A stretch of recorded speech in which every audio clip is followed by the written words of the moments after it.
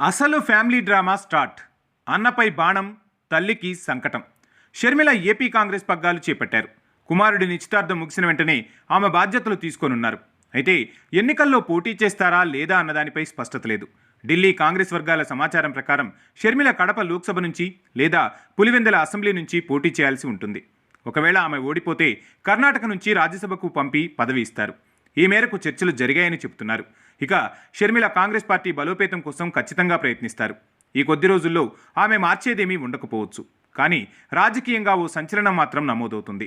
జగన్ రెడ్డి తన కుటుంబాన్ని పూర్తిగా మోసం చేశారని, అందుకే విడిపోయారన్న భావన ప్రజల్లోకి బలంగా వెళ్తోంది. ఇప్పటికే ఆయన వ్యవహార శైలిపై ఎంతోమంది అసంతృప్తిగా ఉన్నారు. వారంతా టీడీపీలోకి వెళ్ళలేరు. కానీ షర్మిల వైపు వెళ్లే అవకాశాలైతే స్పష్టంగా కనిపిస్తున్నాయి.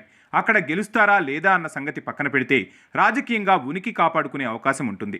అదే జగన్ రెడ్డి వైపు ఉంటే ఆ అవకాశం ఉండదు. మరోవైపు ఇప్పుడు విజయమ్మ ఏం చేస్తారన్నది కూడా వైసీపీలో పెద్ద ఎత్తున చర్చ జరుగుతుంది. అవును, ఏ తల్లికైనా బిడ్డలందరూ సమానమే. అందులో ఇద్దరుంటే రెండు కళ్ళులా భావిస్తారు. తండ్రి అయితే మందలించే స్థాయిలో ఉంటారు. కానీ తల్లి ఆ పని చేయలేదు.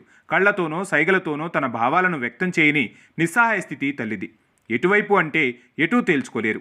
ఇద్దరూ తన బిడ్డలే. ఎవరిని కాదనుకుంటారు, ఎవరిని కౌగిలించుకుంటారు? ఏ తల్లికి రాని సంకట స్థితి ఇప్పుడు వైఎస్ విజయమ్మకు వచ్చింది. వైఎస్ రాజశేఖర రెడ్డి ముఖ్యమంత్రిగా ఉన్నప్పుడు ఆయనకు కొన్ని విషయాల్లో నచ్చజెప్పి ఉండవచ్చు. భర్త కాబట్టి ఆ మాత్రం ధైర్యం చేసి ఉండవచ్చు. కానీ కొడుకు కుమార్తెలకు మాత్రం ఆమె ఎటూ చెప్పలేని పరిస్థితుల్లో ఉన్నట్లే ప్రస్తుత పరిస్థితులు కనపడుతున్నాయి. మరోవైపు ఆంధ్రప్రదేశ్ ఎన్నికల్లో వైఎస్ షర్మిల తన అన్న జగన్కు వ్యతిరేకంగా ప్రచారం కూడా చేయాల్సి ఉంటుంది. మరి ఇప్పుడు ఎవరికి సర్ది చెబుతారు? ఇద్దరు ఎవరి పందాలో వారున్నారు. ఈ విషయమై చర్చించేందుకు జగన్ లోటస్ పాండ్కు 2 ఏళ్ల తర్వాత వచ్చి వైఎస్ విజయమ్మను కలిశారంటున్నారు. కానీ తల్లిగా ఆమె ఏం చేయగలదు?